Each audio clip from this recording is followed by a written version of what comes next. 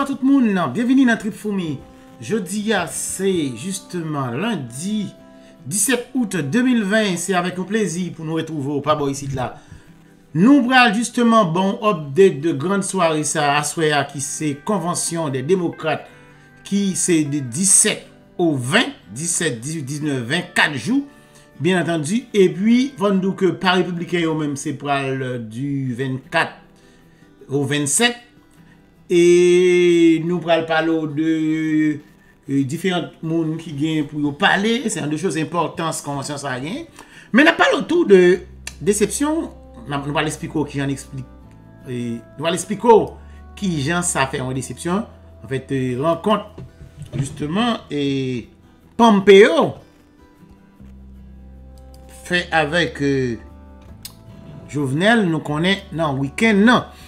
Donc voilà, nous parlons d'autres points brûlants de l'actualité et nous parlons de différents personnages qui viennent en parler à Soya dans le cadre de la Convention nationale des démocrates qui c'est premier jour. En fait, il faut comprendre l'importance, son importance capitale parce que la Convention, les services en d'arrêt, un moteur qui peut réchauffer fanatique qui peut motiver. En fait, c'est pour la première fois, bien entendu, que vous allez assister à ce type de convention ça qui fait online. Habituellement, c'est grand, tout le monde réuni, mais nous connaissons un pile monde pas qu'à rassembler. Donc, c'est ça qui explique que convention des démocrates là, ANEA, c'est online et il y a différents acteurs qui parlent. Dans le moment où on a parlé avec vous là, je crois que c'est Bernie Sanders qui prend la parole. Nous-mêmes, ça nous va le faire là. Nous prenons une sorte de résumé, ça qui dit déjà, ça qui dit, qui différents acteurs qui ont pour intervenir demain si Dieu veut autre. Et comme ça tout, on a parlé quelques politiques ça qui a passé en Haïti. Avant de nous aborder point ça, bien entendu, j'en toujours fait, nous devons un petit temps pour nous saluer quelques amis qui sont toujours branchés avec nous. Nous saluer Marie-Osmé, Jean Dolciné, Haiti, Level lui, Leclerc Aïe, Pierre Edson, Adeline Chéri, Mélouse, Benson, Merline, Magali, Marc-François, Élise Compère, Emmanuel Justance, Pierre-Gilles Lucin, Darwin Pierre, Leslie François, Merline, Charles, Albertine, oui, effectivement, mais la fait actualité, nous parlons bon dernier update, bien entendu, sous causé, vote par mail ça, Samuel Limage, Louloun, Nazidor, Lesco. Ok, guys, nous partis. D'abord, en fait, nous partis tout direct, on va essayer, ou update, sous causé, et convention qu'a fait là, nous parlons bon. Premièrement, en fait, nous parlons du monde qui parlait déjà, nous gagnons, nous parlons bon principaux personnages. Nous gagnons sénateur justement Nevada, en la personne de Cortés Masto, justement, lui-même, lui shooté en pile sur Donald Trump par rapport avec Jean que l'a géré dossier postal service, ça nous les mail voting. Maintenant, quand nous parlons de ça, je dis à Donald Trump, il est en compte Donald Trump, il est cassé coubu. Il a dit il va le faire gens là pour le speed up. Connais bien, monsieur quand on devant je dis il dit il va le faire gens pour le faire et postal service ça marche bien rapide. Parce que conseil postal service ça, c'est vrai que le concerne élection qui va le faire là dans votre par mail, mais c'est une institution qui est importante pour tout le monde qui vit dans le pays. Nous besoin small business besoin. Là, on a bagage ou besoin de médicaments, donc c'est un bagage qui est vital. Donc, menacer avant l'élection, c'est menacer justement toute société. Donc, monsieur, je dis à quelqu'un qui fait déclaration, advisor, le tout qui dit ça, il dit que postal service a failli pas gagner rien. Monsieur fait comprendre que tout bagage pour le marché normal, c'est ça le déclarer. Je dis, vous comprenez, c'est ça le fait comprendre. OK? Les tout bagage pour en forme.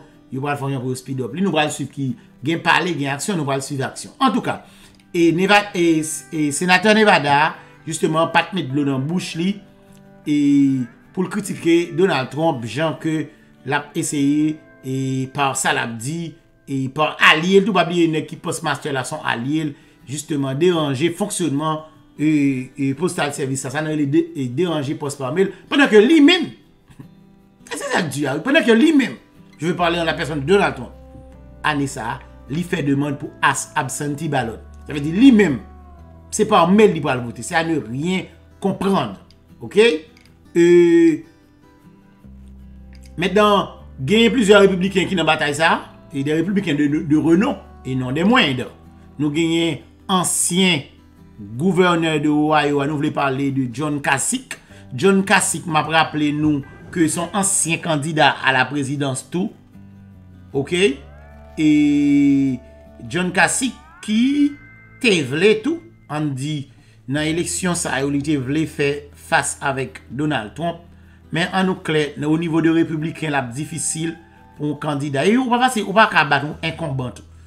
En fait, m'a rappelé ça fait dans l'histoire pour non parti ou voulez parti pour deuxième thème pour ta l'autre candidat pour ta battre. Généralement ça pas fait. OK? Donc Kasich candidat c'est vrai, but li vraiment tap impossible pour que nèg la font premier terme. Que ce soit sur républicain ou démocrate et puis tu as gagné un autre candidat dans le même parti qui t'a fait face à elle, il est quasiment impossible pour battre. OK? Donc nous voulons parler de gouverneur Ohio, li même tout li parler et justement li mandé pour tout le monde là le pilon gon bon républicain qui dit au contre Trump, yo tout pas parler, yo pas dit on va voter démocrate. Là on prend par exemple ancien speaker House Bomer. John Bomer John Bomer dit lui-même parce que pour ta parler dans ba sa machine ta craser. Ça veut dire comme li pas ka ouvrir bouche parce que les républicains qui vont pas ka ouvrir bouche pour aller dire aux républicains. Pour aller dire aux démocrates, pour aller dire à voter. Disons yo pas traverser ligne ça. C'est vrai que yo contre Donald Trump, but il est difficile pour yo traverser ligne là pour dire backup un candidat démocrate. Donc yo tout profiter pas ouvrir bouche ben gen qui dit yo même yo pas voter justement Trump mais yo pas aller aussi loin que c'est d'autres qui dit que yo même il y a backup justement Joe Biden. C'est le cas de ancien gouverneur Ohio Kasich gagné en fait qui dit catégoriquement parce qu'il dit pour lui-même Donald Trump c'est un monde qui troublant, c'est un véritable échec et c'est que monsieur fait de pendant 4 ans fait là et donc Kasich cap convaincre l'autre républicain justement pour turn off vote justement pour turn off fermer vote pour Donald Trump. Il dit moi-même moi c'est un républicain. Mais il dit que avant parti moi responsabilité que me gagne à l'égard du pays. OK? Il dit la rappelé que il était comme candidat en 2016. C'est ça qui explique que l'obligé paraître et dans convention ça pour dire que ça l'a regardé là, il pas fier de lui du tout et que Donald Trump c'est un danger pour le pays. Il faut qu'il bataille pour nommer Joe Biden. OK? Et gagner l'autre monde qui parlait, nous gagner Whitmer là qui c'est nous voulons parler de Richmond Whitmer, c'est gouverneur de Michigan. Nous songeons que Donald Trump pendant que il toujours parler de femmes ça et comme ça le à tel point que gon période state il y a des besoins comme Donald Trump te dit pas vrai comme bail femme ça. OK? C'est deux choses il fait non li pendant crise coronavirus là. Donc li te ba un discours côté que un discours sur unité de suite il te parlé de qu'on est dans zone par la guerre en pile monde qui travaille dans automobile il parlait de ça et maintenant gagné maman justement Joy Floyd ainsi que frère Joy Floyd là tout yo justement te parlé dans occasion nous gagné magistrat Mayor Muriel et qui c'est magistrat district de Columbia qui t'a dit pendant que nous t'a manifesté semble Donald Trump c'est complot il t'a fait. OK? Il dit c'est complot en fait il voulait parler de dossier US Postal Service avec forme son dossier qui a suivre de près et me rappeler nous que Pelosi dit lui-même il a coupé cause des vacances ça samedi là il a retourné pour venir voter mais il y a un pile son qui sorti auprès de l'administration Donald Trump pour dire que pas un cap fait mes amis Obama parle madame Obama parle la forme d'affaire entendre tellement entendez madame Obama mes amis m'pa pas attendre I've heard your stories. attendez m'pa attendre I have seen this country's promise. And thanks to so many who came before me, thanks to their toil and sweat and blood, I've been able to live that promise myself. That's the story of America. All those folks who sacrificed and overcame so much in their own times because they wanted something more, something better for their kids. There's a lot of beauty in that story. There's a lot of pain in it too. A lot of struggle and injustice and work left to do. And who we choose as our president in this election will determine whether or not we honor that struggle. That promise myself. That's the story of America. All those folks who sacrificed and overcame so much in their own times because they wanted something more, something better for their kids. There's a lot of beauty in that story. There's a lot of pain in it too. A lot of struggle and injustice and work left to do. And who we choose as our president in this election will determine whether or not we honor that struggle and chip away at that injustice and keep alive the very possibility of finishing that work. I am one of a handful of people living today who have seen firsthand the immense weight and awesome power of the presidency. And let me once again tell you this. The job is hard.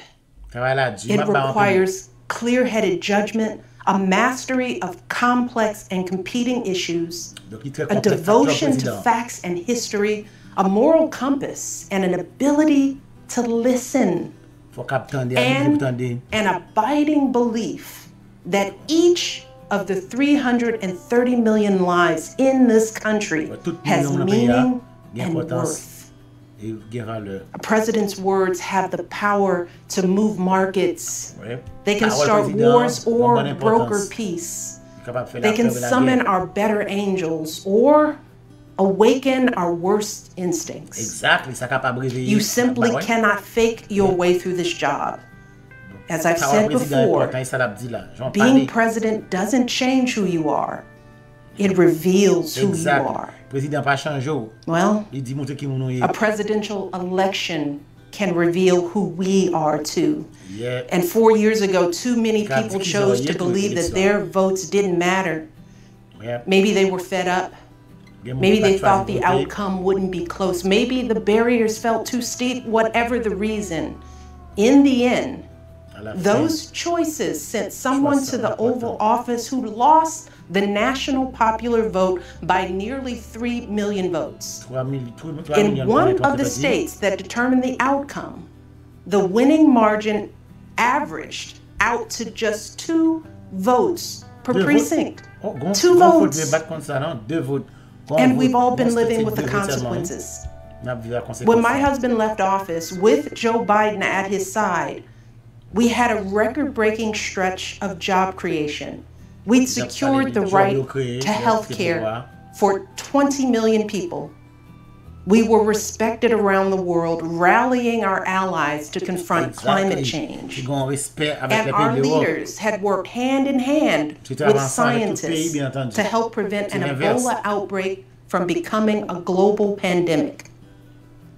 4 years later, the state of this nation is very different. More than 150,000 people have died, and our economy is in shambles because of a virus that this president downplayed for too long. It has left millions of people jobless. Too many have lost their health care. Too many are struggling to take care of basic necessities like food and rent. Too many communities have been left in the lurch to grapple with whether and how to open our schools safely. Internationally, we've turned our back, not just on agreements forged by my husband, but on alliances championed by presidents like Reagan and Eisenhower. And here at home, as George Floyd, Breonna Taylor, and a never-ending list of innocent people of color continue to be murdered, stating the simple fact that a Black life matters is still met with derision from the nation's highest office. Because whenever we look to this White House for some leadership or consolation or any semblance of steadiness, what we get instead is chaos, division, and a total and utter lack of empathy. Empathy. That's something I've been thinking a lot about lately. The ability to walk in someone else's shoes. The recognition that someone else's experience has value too. Most of us practice this without a second thought. If we see someone suffering or struggling, we don't stand in judgment, we reach out. Because there, but for the grace of God, go I. It is not a hard concept to grasp. It's what we teach our children. Unlike so many of you, Barack and I have tried our best to instill in our girls a strong moral foundation to carry forward the values that our parents and grandparents poured into us. But right now, kids in this country are seeing what happens when we stop requiring empathy of one another. They're looking around wondering if we've been lying to them this whole time about who we are and what we truly value. They see people shouting in grocery stores, unwilling to wear a mask to keep us all safe. They see people calling the police on folks minding their own business just because of the color of their skin. They see an entitlement that says only certain people belong here. That greed is good and winning is everything, because as long as you come out on top, it doesn't matter what happens to everyone else. And they see what happens when that lack of empathy is ginned up into outright disdain. They see our leaders labeling fellow citizens enemies of the state while emboldening torch-bearing white supremacists.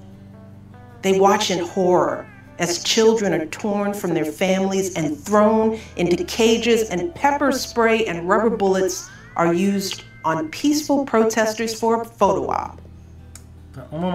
Sadly, this is the America that is on display for the next generation. A nation that's underperforming not simply on matters of policy, but on matters of character.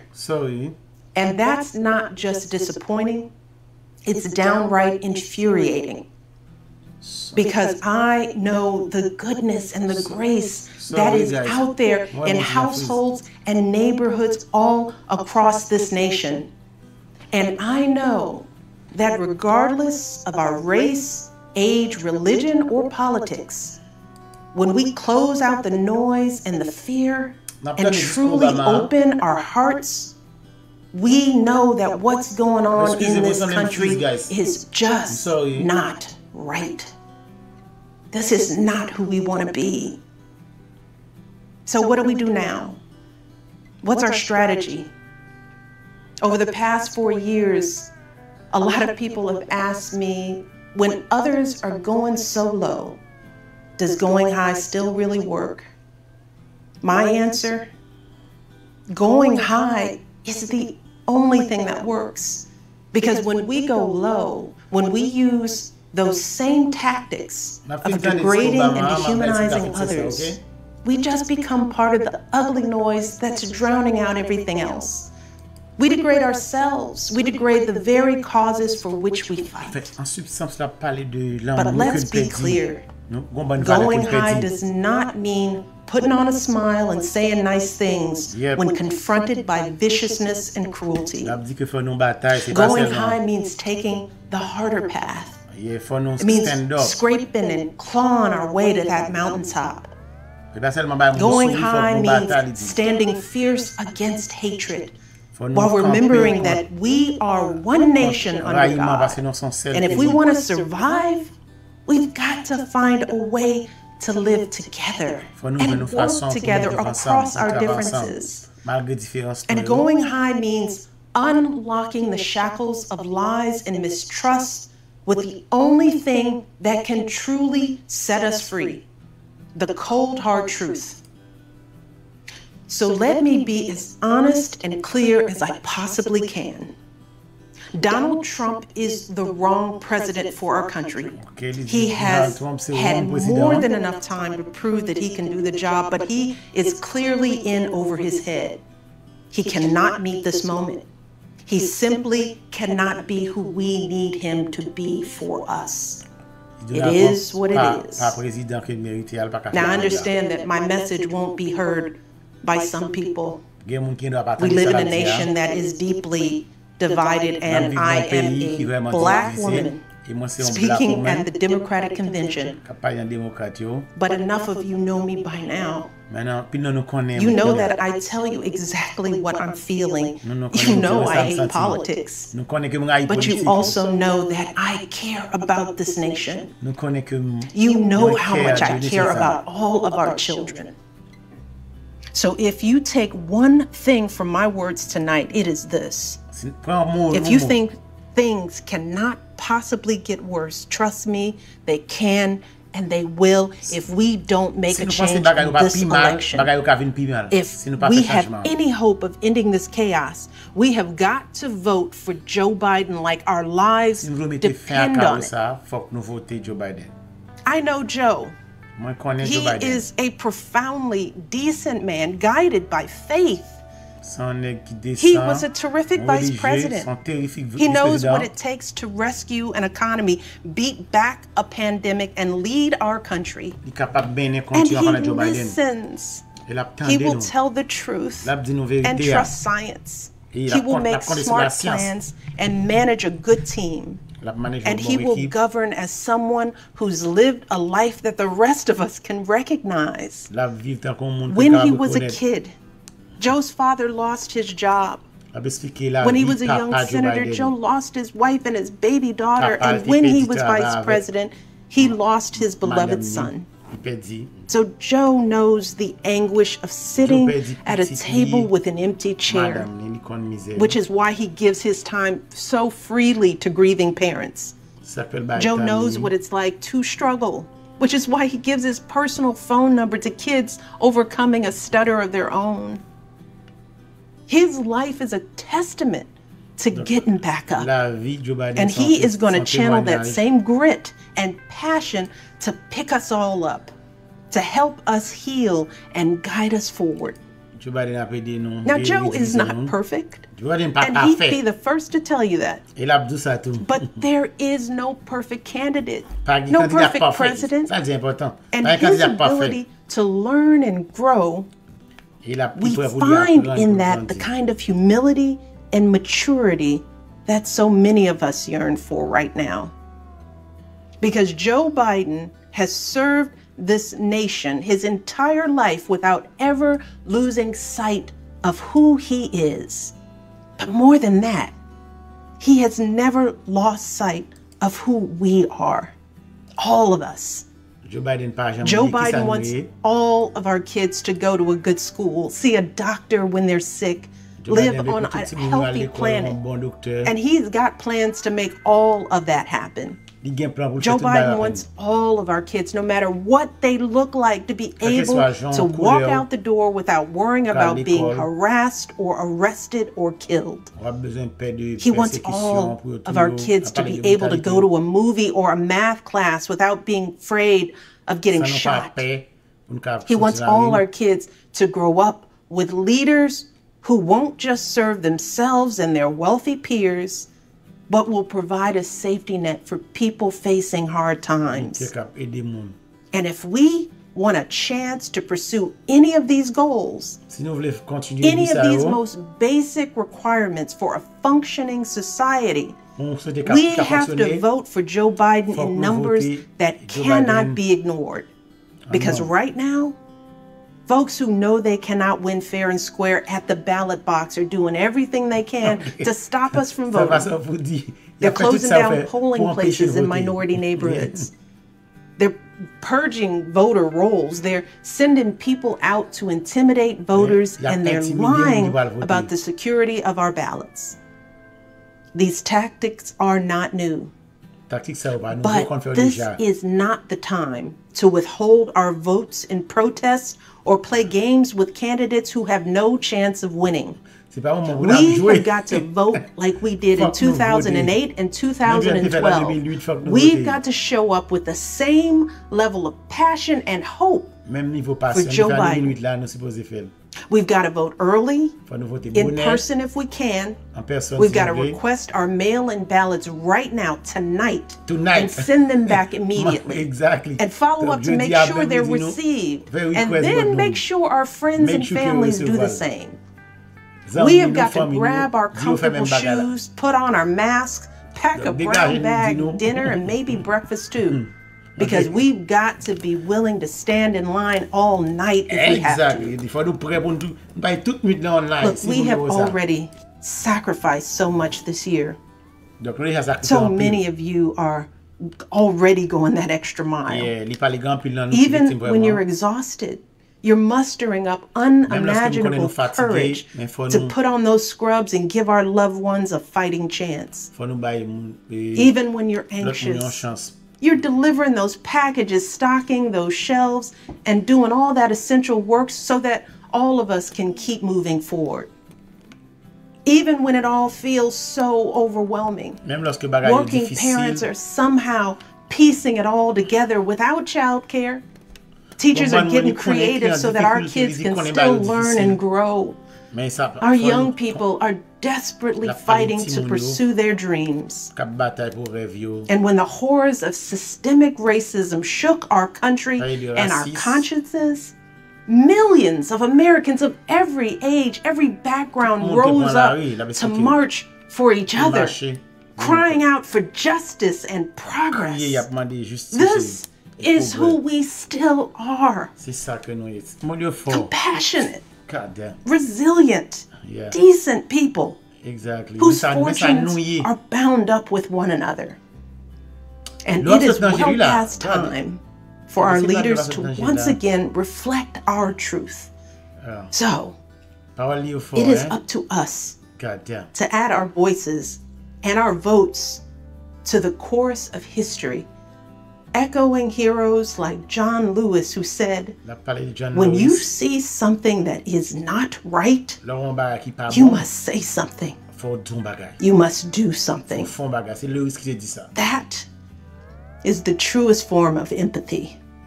Not just feeling, but doing.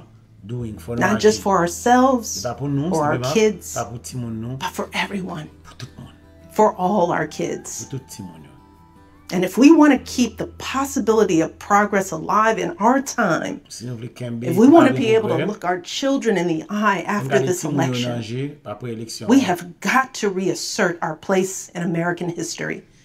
And we have got to do everything we can to elect my friend Joe Biden as the next president of the United States. Thank you all. God bless.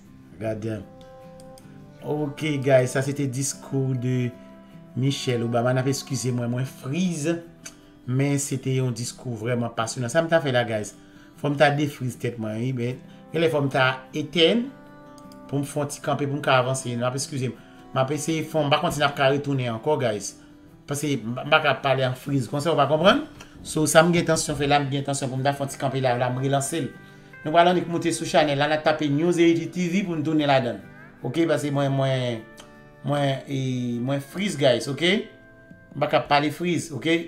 Nous voulons faire d'autres commentaires, mais c'est un discours qui est vraiment émouvant, passionnant.